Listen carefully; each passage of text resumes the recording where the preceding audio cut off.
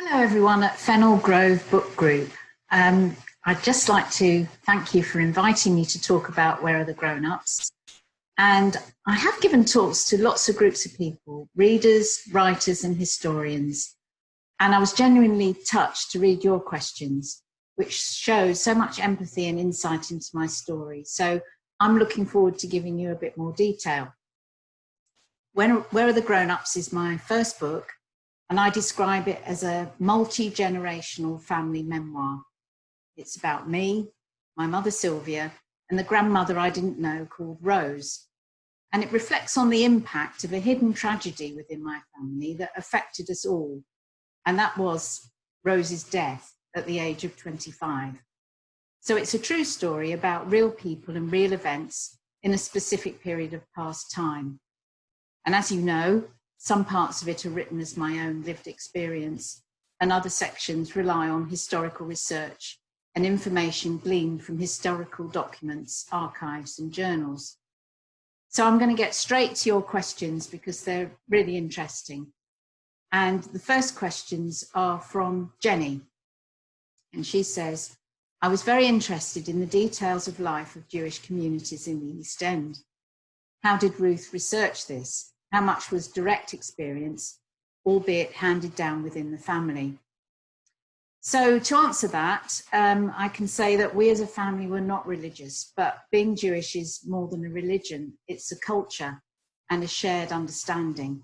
And this is what I identify with. And I know that my ancestors would have been much more religious because of the time and the community in which they lived and their own immigrant background. For example, I know they used a lot more Yiddish language in conversations than I used in the book, because I heard them doing so. Becky and Jack, for example, were the grandparent figures in my growing up, and I'm pretty sure that they only ate kosher food and observed the religious holidays because it was the normal way of life for them and everyone they knew. My parents were of the generation that bettered themselves, so they were able to move away from the East End to the North London suburbs. And I suppose they had less inclination to observe a strictly religious way of life, but they definitely identified with the culture and the more liberal side of the religion. I know my mum tried with the religious side for a while when we were young, but she soon gave up. I always knew the rules we were breaking, and it caused me some confusion as a teenager. On the research side, I read a lot about the Jewish communities in the East End at this time, and I spoke to historians to supplement what I already knew. But I made a deliberate decision in the book not to include too much Yiddish because I didn't want readers to be distracted from the human emotions. So I was very selective about the details I included, so it would be interesting to people who didn't know much about Jewish culture and realistic for those who do. Jenny also says that the repetition of the relationship between mothers and daughters across generations is such a familiar theme to us all. Does Ruth now feel that resolution is possible, or is acceptance the most realistic and reasonable outcome? Well, I started writing Where Are the Grownups as a response to grief, and I didn't even know if I had a story that would make a book, but I needed to find a way to make sense of the relationship I'd had with my mother and try and figure out what had gone wrong. Recalling scenes and situations from my childhood and how they played out helped me to do this. And of course, I knew from the start that my mother's birth and her childhood would be the crux of the story. Writing it has given me a much fuller understanding of my mother and helped me make peace with the past. And it's also done something else that I couldn't have imagined at the start. It's given Rose a longer life in print than she was allowed on Earth. And I'm really proud to have done that as her granddaughter. And now to Shirley's questions. Of course, there are many differences in Ruth's story to that of my childhood and early adulthood, but there are similarities too. Is the story completely autobiographical, or have you included some fictional elements too? And this I found a really interesting question. Part 1 and Part 3 are completely autobiographical. Those events, relationships, and situations really happened because I lived them.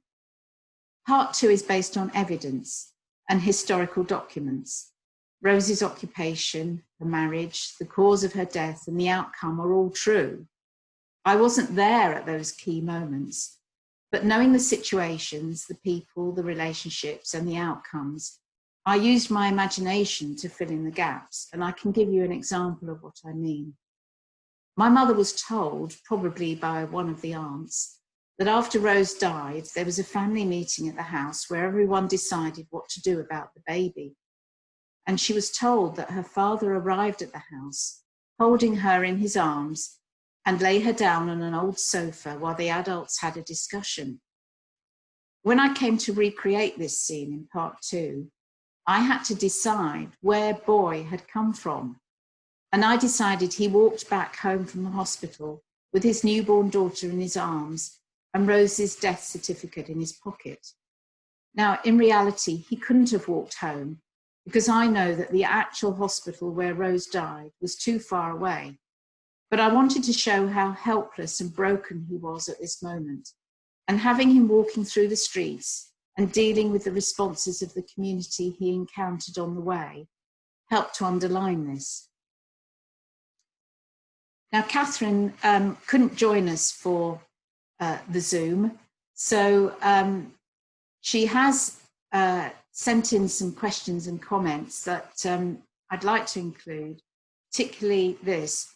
Please tell Ruth that I enjoyed her consideration of the mother-daughter relationship because my own mother died 4 weeks ago, and I'm too currently thinking a lot about the past, my mother, and growing up around the same period. I wish you well, Catherine, and I really understand what you're going through at this time. It's very difficult, but somehow thinking about the past is what you have to do, and I'm sure it will help you in the long run to come to terms with what's happened. I know it did me. Catherine says that given no two children have the same mother, i.e. different mothering within families, albeit from the same person, I kept wondering what Simon's view of the same events was, and if so, how would it differ from your own emotional response? How different a mother was she to Simon?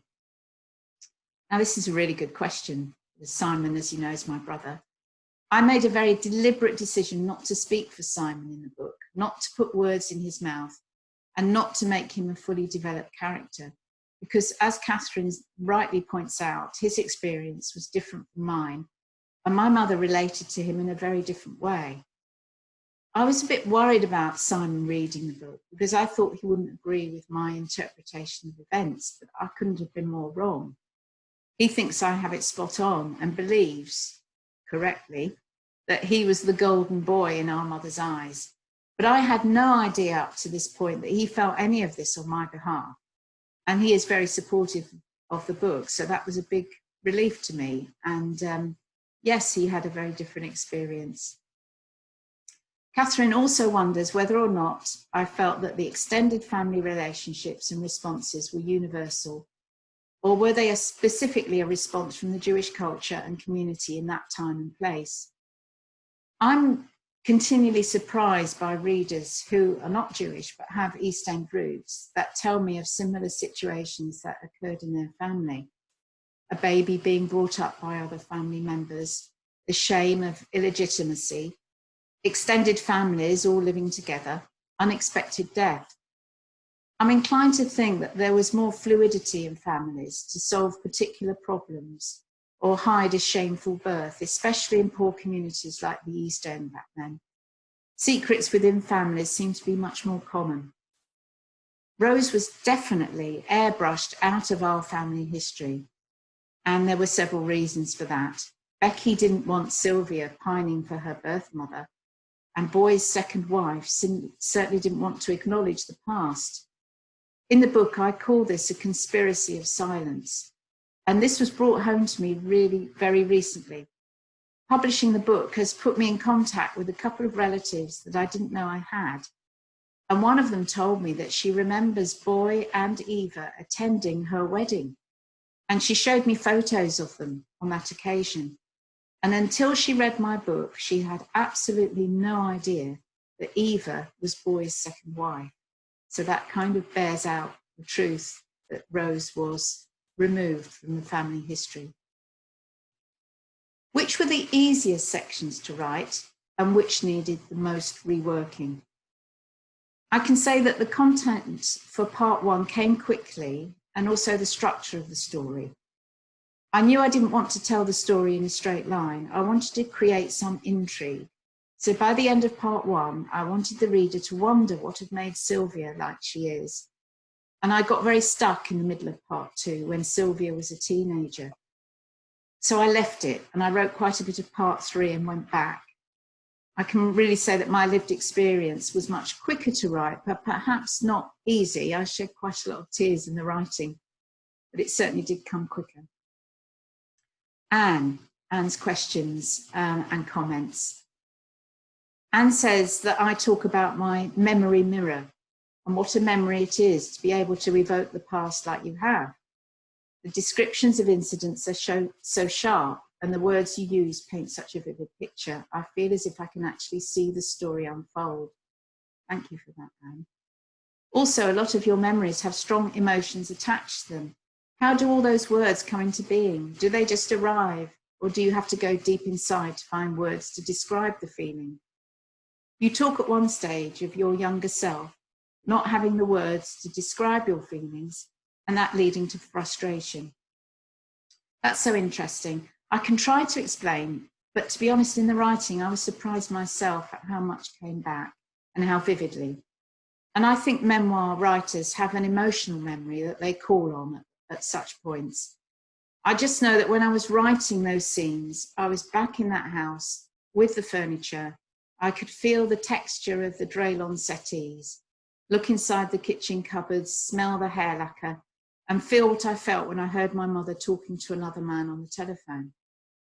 I shed a lot of tears in the writing too, and I think it takes some maturity and some distance to find the words to express the intensity of what I felt back then.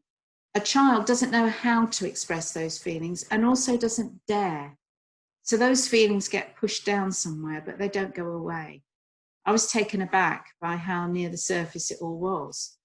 And the great challenge for me was trying to recreate the same emotional impact in scenes that I didn't experience myself. Anne says, it's nice to read the words and be reminded of that period of time and linking it to my past too. It's particularly interesting when there's a real connection with the words and the emotions. On the first page, you talk about the airless hospital room and refer to this particular limbo, where it is possible to know and at the same time not know. That phrase perfectly describes my own feelings in a very similar situation, except I've never put it into words, but that was it. I think at moments of great impact, like the death of a close relative, often we're subconsciously observing our own reactions. And despite all the evidence to the contrary, I know I remained in denial that my mother was actually dying, right up to the point when she passed away.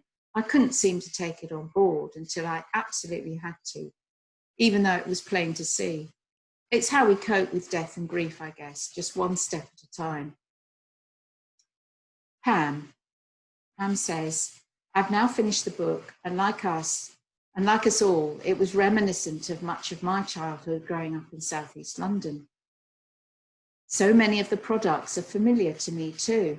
My mum's favourite perfume for a time was Coty Lemon in the black bottle, the little black block mascara, Elnet hairspray in a gold can, and of course my dad proudly decorating with fake tile and glitter. My questions from Ruth are, to quote from the book, children are witnesses to their parents growing up. As children, we assume our parents are perfect, but mums and dads will inevitably misbehave, test the boundaries and make mistakes before they become the men and women they need to be. Having had a difficult relationship with her own mother, did the above observation affect how she related to her own two sons and her relationship with them? I'm really glad you enjoyed the mention of the products, Pam. Details like that are so evocative of the time period. Yes, I was all too aware that the mistakes of the past can be subconsciously repeated. It was one of the reasons that I never wanted a daughter. I feel having two sons has to a certain extent broken the spell and disrupted the pattern. In the past, there was very little attention paid to child psychology and the effect on children of what they might observe or pick up from their parents. Certainly, my mother believed that children didn't understand the adult world, but I know from experience that children understand very well when their parents are troubled. I think parents need a certain amount of self-awareness to understand the impact of their emotional life on their children. And I never wanted my sons to feel the insecurity that comes when you're a witness to one of your parents being unhappy with the other. One of the things I really struggled with was accepting my parents' new partners, and only one of them turned out to be worthy of acceptance. Even as an adult, it was something I still struggled with. In the few years before she died, my mother had a very possessive male friend. She was in her 80s and he was in his 90s. And I really resented his presence. And I know I should have been happy that she wasn't lonely, but I'm ashamed to say I didn't feel that at all. To me, it was a time when I could have got to know my mother a little better and maybe repair some damage. But there was this little annoying stranger standing in the way all the time. Pam says, Ruth refers a lot to Jewish customs which were not observed by the family as she was growing up. Any regrets? No, I don't have any regrets about that at all. The religious rituals are most obvious to me at weddings and funerals, and that's still the case. I don't think you can pretend to be religious. And as I said before, the religion is a small part of what it means to be Jewish. I observe things in my own way. I take an active part in Holocaust Remembrance Day. And like my mother, I believe in the spirit world. I wrote a little about that towards the end of the book. I visit places associated with my family and their graves a lot, and that's very meaningful to me. My younger son is very interested in the Jewish religion and knows very much more about it than I do, and his grandma will be delighted. My husband isn't Jewish, or so he thought. In fact, his maternal grandmother was Jewish, and she is buried in a Jewish cemetery. So technically, he's as Jewish as I am, although he wasn't brought up with any mention of the religion at all. Sue says, as someone interested in my own family history, having East London links in the same period that Ruth writes about, I was very interested in the social history described in the book, and also the mother-daughter relationships. In the first chapter of the book, there's a very tender exchange between Ruth and Sylvia. I returned to this after I'd read the rest of the book and wondered whether Ruth felt that her relationship with her mother had changed in later years, and if so, how that came about. Well, isn't it amazing that in a book group in North Yorkshire, there are so many people that have East London roots, the same as me? How interesting that is. I would say, in answer to your question, Sue, that love is complicated, isn't it? Yes, the relationship did change. I always wanted her approval and she wanted mine, but somehow we couldn't give it to each other. We couldn't give each other what we both longed for. In the scene in the hospital, for example, something important passed between us that had eluded us in all of the previous years. When my mother left the family home, I had some mental health problems, which manifested in me subconsciously trying to be my mother. I didn't really understand this at the time, but looking back, that's what was going on. I had this obsession with cleaning and I wore her clothes and I was very confused and unhappy. I somehow got entangled in a serious relationship with a coercive individual that could have been a total disaster. And I really wanted my mum to step in and do something that would help to end it. I spoke in the book about having a fantasy that she lost it with his family. But it wasn't a fantasy. This actually happened. Then when my dad married Dina, we found some common ground in our mutual distrust of this woman.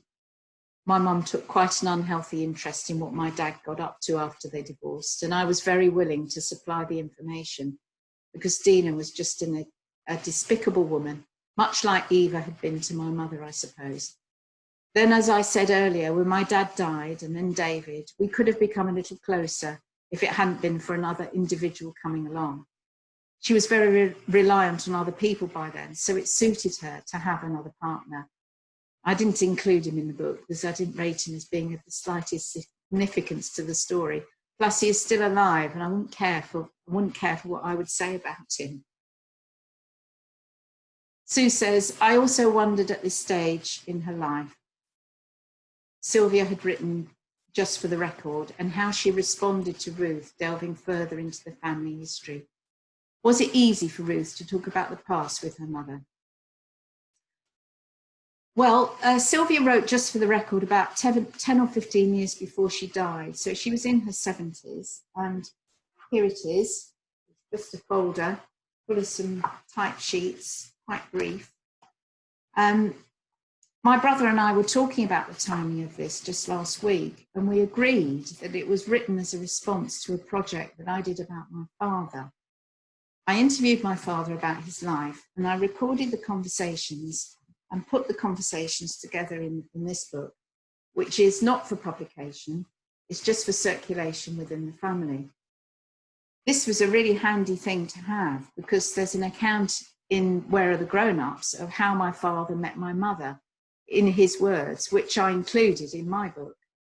I think my mother was secretly a bit miffed by me interviewing my dad, so she decided to write her own life story. I'm very grateful she did because it gave me an accurate viewpoint on many relationships and events in her life that ended up in the book.